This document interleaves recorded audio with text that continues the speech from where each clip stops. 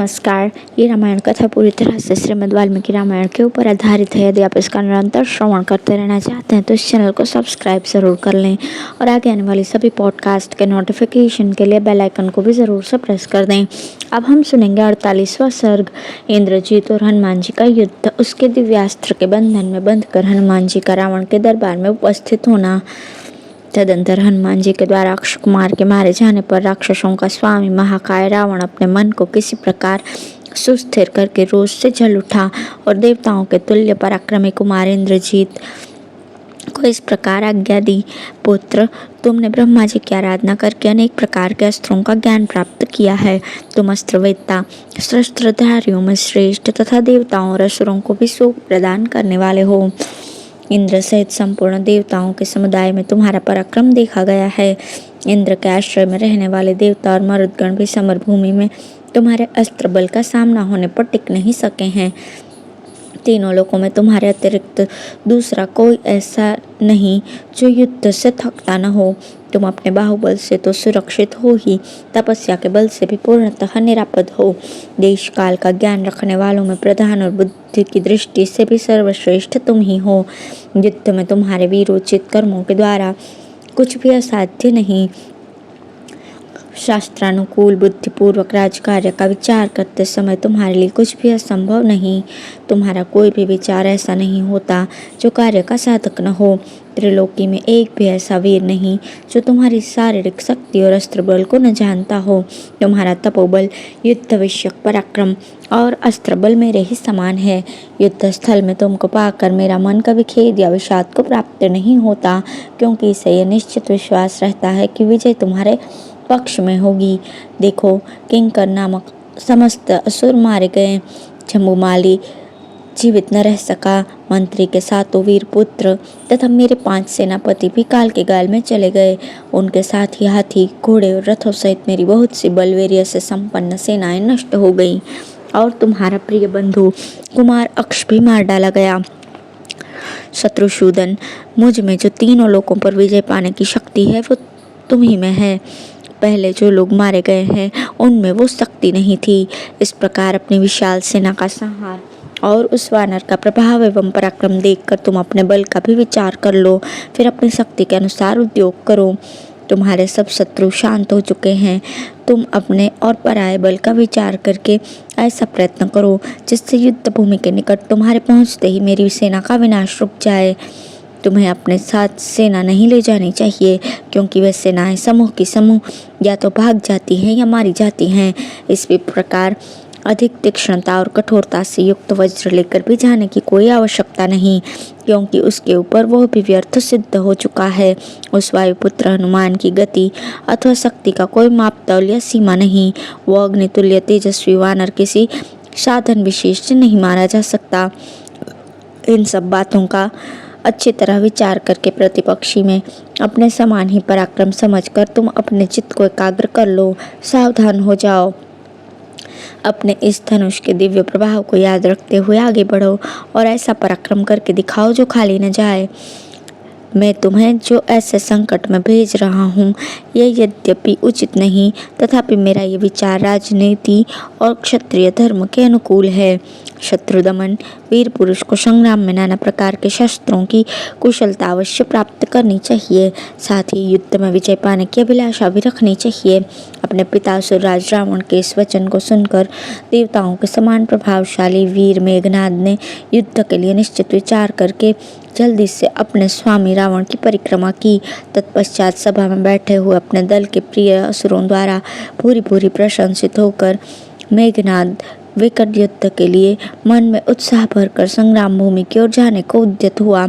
उस समय प्रफुल्ल कमल दल के समान विशाल नेत्रों वाला असुरराज रावण का पुत्र महातेजस्वी श्रीमान इंद्रजीत पर्व के दिन उमड़े हुए समुद्र के समान विशेष हर्ष और उत्साह से पूर्ण होकर राजमहल से बाहर निकला, जिसका वेग शत्रुओं के लिए असह्य था।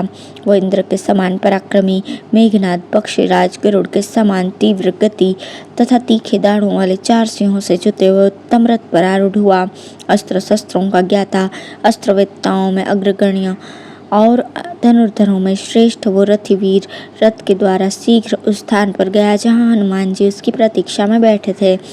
उसके रथ की घरघराहट और धनुष की प्रत्यंचा का गंभीर घोष सुनकर वानरवीर हनुमान जी अत्यंत हर्ष और उत्साह से भर गए। इंद्रजीत युद्ध की कला में प्रवीण था। वो धनुष और तीखे अग्रभाग वाले शायकों को लेकर हनुमान जी को लक्ष्य करके आगे बढ़ा। हृदय में हर्ष और उत्साह तथा हाथों में बाण लेकर वो ज्यों ही युद्ध के लिए निकला, त्यों ही संपूर्ण दिशाएं मलिन हो गईं और भयानक पशु नाना प्रकार से आर्तनाद करने लगे। उस समय वहां नाग, यक्ष, महर्षि और नक्षत्र मंडल में विचरने वाले सिद्धगण भी आ गए। साथ ही पक्षियों के समुदाय भी आकाश को आच्छादित करके अत्यंत हर्ष में भरकर उच्च स्वर से चहचहाने लगे। इंद्राकार चिन्ह वाली ध्वजा से सुशोभित रथ पर बैठकर शीघ्रता पूर्वक आते हुए मेघनाद को देखकर वेगशाली वानरवीर हनुमान ने बड़े जोर से गर्जना की और अपने शरीर को बढ़ाया।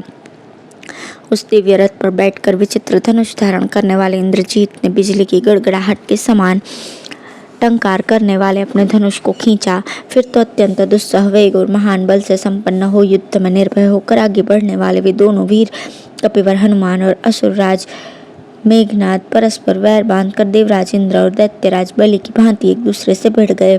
अप्रमेय शक्तिशाली हनुमान जी विशाल शरीर धारण करके अपने पिता वायु के मार्ग पर विचरने और युद्ध में सम्मानित होने वाले उस धनुर्धर महारथी राक्षस वीर के बाणों के महान वेग को व्यर्थ करने लगे।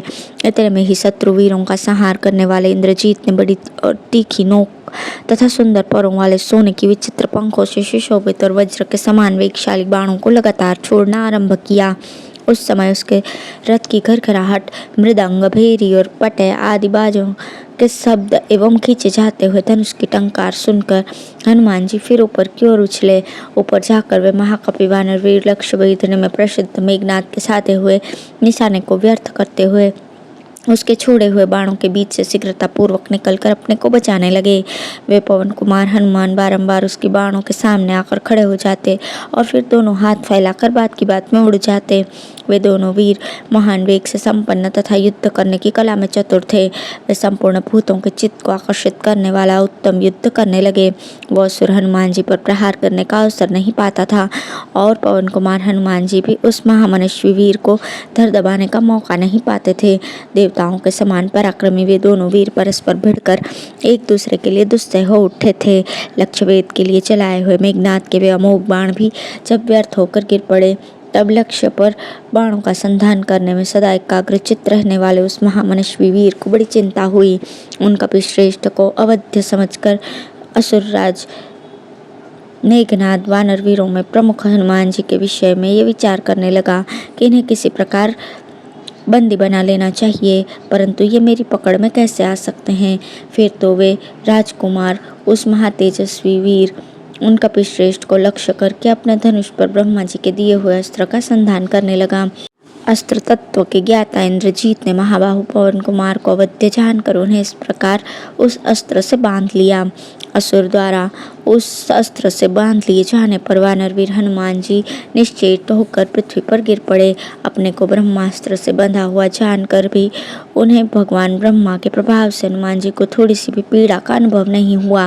वे प्रमुख वानरवीर अपने ऊपर ब्रह्मा जी के महान अनुग्रह का विचार करने लगे।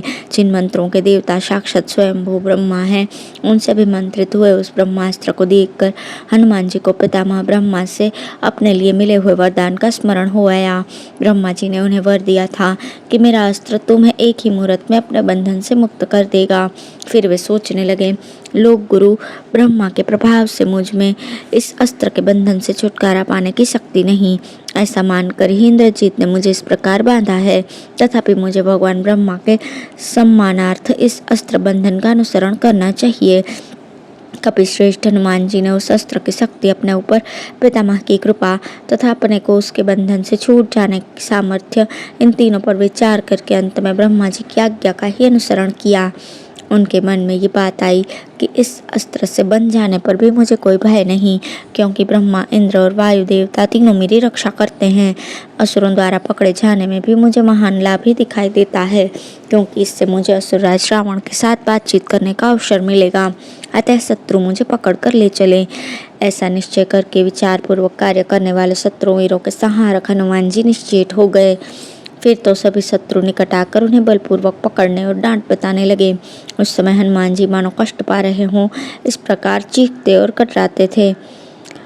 राक्षसों ने देखा अब ये हाथ पैर नहीं हिलाता, तब वे शत्रुहंता हनुमान जी को सुतरी और वृक्षों के वल्कल को बटकर बनाए गए रस्सों से बांधने लगे। शत्रु वीरों ने जो उन्हें हठपूर्वक बांधा और उनका तिरस्कार किया, ये सब कुछ उस समय उन्हें उचित लगा। उनके मन में ये निश्चित विचार हो गया था कि ऐसी अवस्था में असुरराज रावण संभवतः कौतूहलवश मुझे देखने की इच्छा करेगा। वल्कल के रस्से से बंध जाने पर पराक्रमी हनुमान ब्रह्मास्त्र के बंधन से मुक्त हो गए, क्योंकि उस अस्त्र का बंधन किसी दूसरे बंधन के साथ नहीं रहता।